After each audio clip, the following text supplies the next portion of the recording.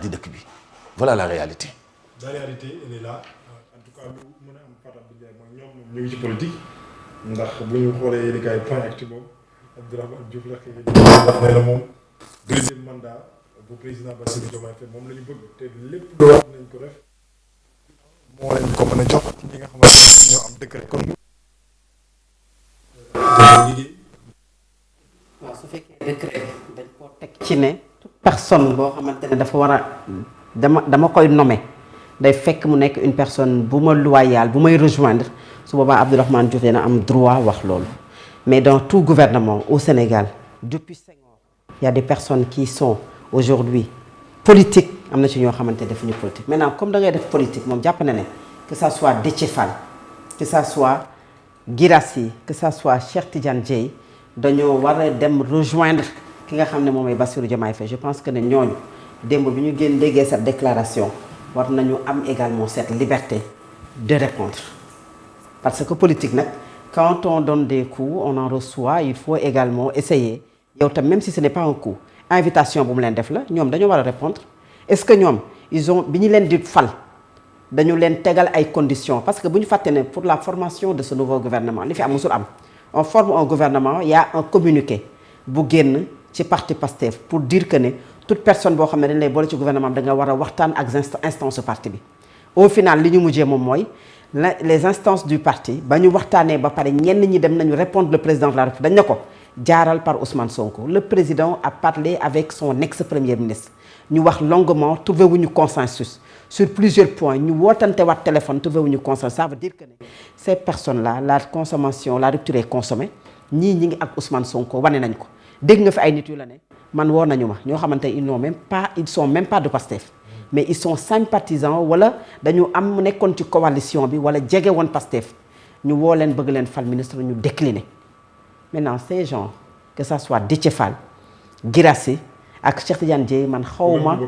Boubacar Camara man jusqu'à présent xawma yan raison moom moo tax ñu accepter de rejoindre Bassirou Diomaye Faye ñàkk ko xam nag taxul ma ne ils n'ont pas le droit chacun est libre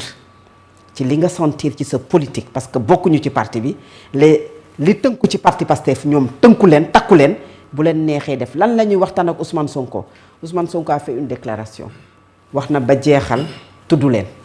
ce n'est pas que d'habitude du nit koo xamante ne nit la koo xam ne lu ko neex di nga ko xam lu ko naqari di nga ko xam le silence assourdissant d'Ousmane Sonko par rapport à ces personnes qui étaient proches de lui muy Déthié Fall nga xam ne fu Ousmane Sonko dem mu dem fa déclaration de politique générale ci même voiture bi la nekkoon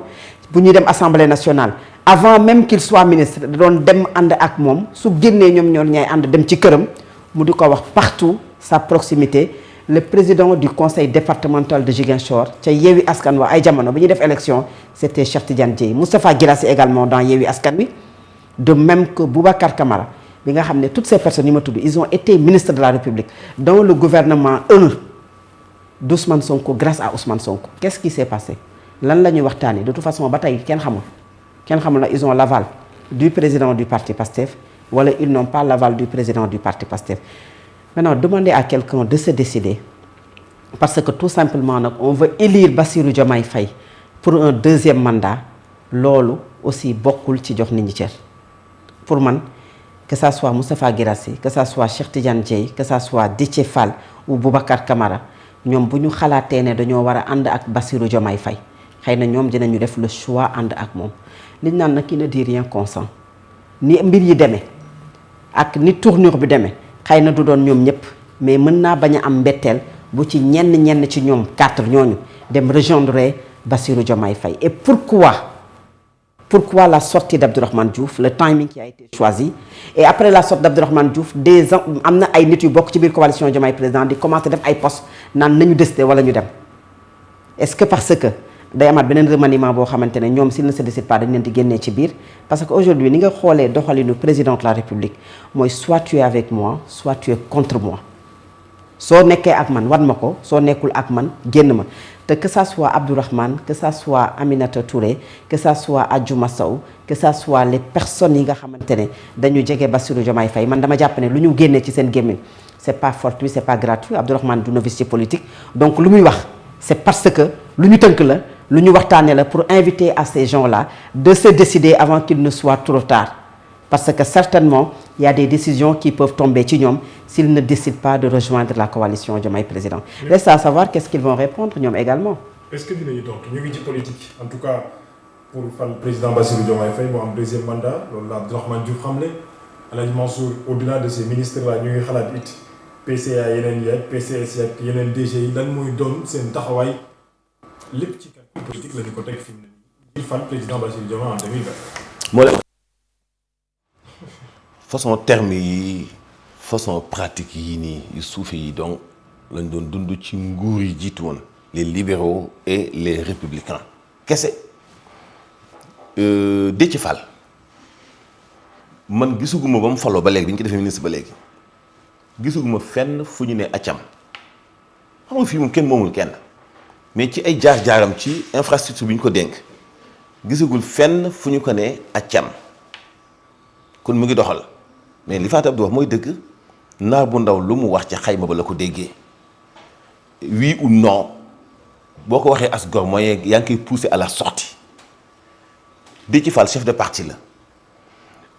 li wér te wóoy mooy bu fekkoon ni wàllu defante dong la wala par parloo parce que nañu waxante dëgg nag nit ñi am na ñoo xam ni mun nañoo bañ a nekk victime ci seetaan bu fekkee Sénégal dong leen ñor seen kuréel politique yi diggante Pastef ak parti bi juddoogul parce que noonu la tudd léegi Pastef ak parti bi juddoogul ki amal sénégalais yi njëriñ mun na cee bañ a nekk victime loolu mooy dëgg et il faut ñu bañ itam ni ki doon ànd ak Ousmane Sonko démb moo war a nekk victime mais boo ñimee ni mag Diomaye ñoo ànd rek yow doo nekk victime loolu mooy lan loolu mooy lan loolu nag kon mais loolu lañ doon xeex Fatou loolu mooy wane système baa ngi fi Moustapha Guirassy ba mu yoree éducation nationale ak léegi yéen ñun ñëpp bu ñu sukkandikoo ci ñi liy génn comme information ñëpp a gis ni am na avancement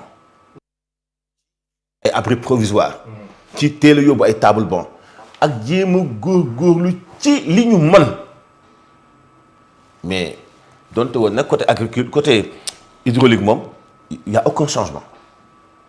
agriculture non hydraulique amul benn changement dëkk baa ngi inondé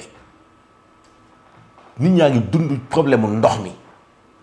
fii Dakar ndox mu xayadi moo fi nekk waxuma la ak yeneen région yi ñaata yoon la ñu interpellé Cheikh Tidiane Dièye ni ko kan moo nekk ginnaaw SEDER alors mook Sen'Eau ñoo bokk benn immeuble bi ñu logé xanaa Sen'Eau mënta am société annexe ci li ma foog pour exploiter hydraulique rural waxuñu loolu moo am mais dañ ko ci poser ay questions ba léegi amuñu réponse war nañu xam kañ la ñu créé SEDER ak ñun ñoo ko moom pourquoi ñu forcer ay dëkk mel ay Afi Jolof ak yeneen dëkk ni leen par la force da ngeen di jël seen ndox bi ngeen di gérer il y a de cela 40 ans jox ko benn xonq nopp bu ñëw indi cartable ma ci village bi pour ngeen jox ko mu exploiter ndox mi moo tax ma ne ministère hydraulique y a aucun changement ñun fii lañ toog di dénoncer bi Mansour Faye nekkee